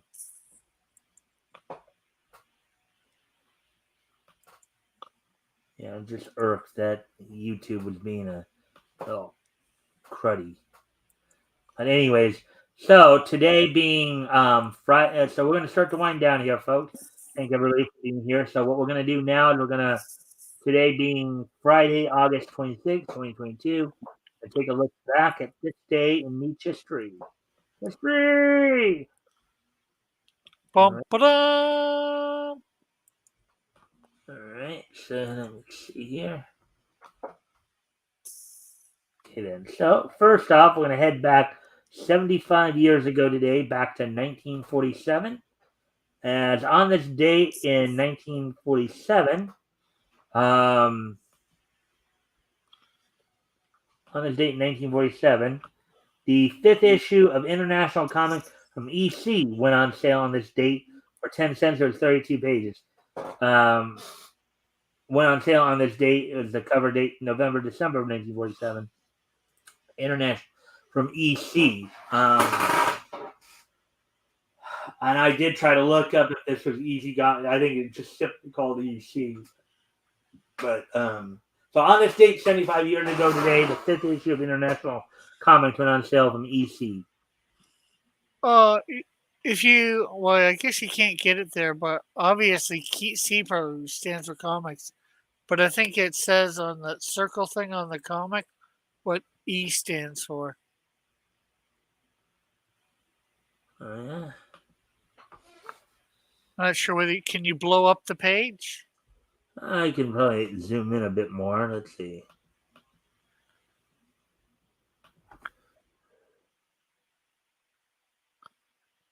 Let's see. It says International. Yeah, the circle thing that looks like DC circle thing Oh says yeah, EC in it. yeah. But I don't think even if I was to I mean, I'm sure maybe RJ might know if. I think I did hear something about this. Yeah, I see. We can. There's no. I don't think there's any way we can really make out what that is. Here, send me a link in the private chat to the page. Maybe I can grab it and bring it into my thing. All right. Let's see. Just to see if we can figure out what the E stands for. You think the C probably stands for comics? Yeah. Well, it even looks like it says comics underneath the EC and that symbol thing. Yeah, but remember DC for a long time. It was even though everybody knew it was Detective Comics. All right, I just sent you the link in the private chat. So. Copy. Let's Even no, I can't even get it Yeah. unless I save it. Let's see. Can I save the image? Let's see if I can save the image. Save image as. Oh yeah, I'll save it there. We'll just.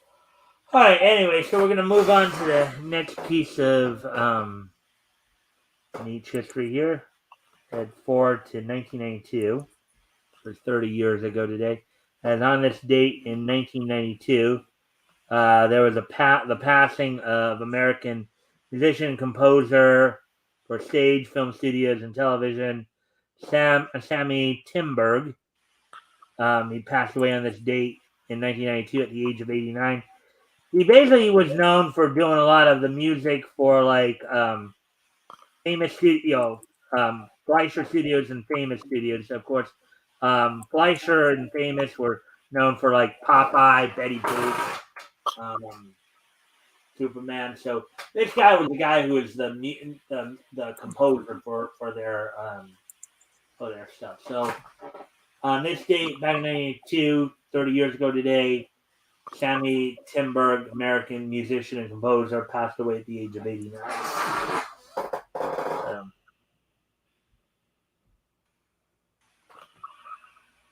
So with that, continue on here. Let's see. Moving ahead to 2007, which was 15 years ago today. On this date, 15 years ago today, the WWE held its SummerSlam event at the Continental Airlines Arena in East Rutherford, New Jersey. The results of the night, in the main event, saw John Cena defeat Randy Orton to retain the WWE Championship. Batista defeated the Great Khali via disqualification for the World Heavyweight Championship. Triple H defeated King Booker. John Morrison retained the ECW Heavyweight Champion over CM Punk.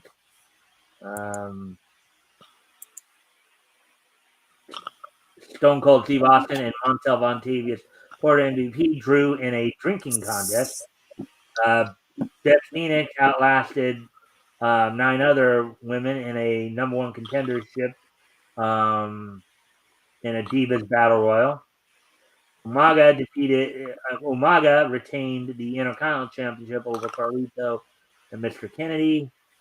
And then in the dark match prior to the event, Lance Cade and Trevor Murdoch, who is actually the current NWA World Heavyweight champion right now, will be defending that title over the weekend here. Defeated Paul London and Brian Kendrick for the to retain the tag team championship. So there we go with that one. And in trying to find that out, I looked up international comics on search, and I found issue 2 of International Comics, and I was able to read enough of the EC. It's entertaining comics. Entertaining. That's a good thing. No, we would have probably eventually found it because, eventually when we get there, I would have probably been looking more into it anyway. So, but yeah. There, right? Well, yeah, a lot of comic companies though had various number of interesting names for publishers. Yeah. So, anyways, we do have one more piece of niche history to get to. Cool. From 5 years ago today, on the anime side of it. On this date, 5 years ago today, from Silverlink, the anime film Fate Khalid, Liner Prisma Ilia, Vow in the Snow premiered on this date in 2017. So 5 years ago today, the anime movie Fate Khalid, Liner Prisma Ilia, Vow in the Snow premiered on this date. So there we go with that one. I thank everybody for being here. Hope to see everybody back here on Monday as as we'll get back to doing the news stories. Next week, of course, we'll be finishing up our April 1939 coverage. RJ Carter will be joining me from Critical Blast. So I hope to see everybody back here. Rick, you included, of course. Yeah. To check all that out. And then Rick, you'll be back here probably next, the week after that, on the 9th. When we start up May, and then all right. So with that, everybody, I thank everybody for being here, and I hope everybody has a good weekend. I'll see you back here on Monday. Bye.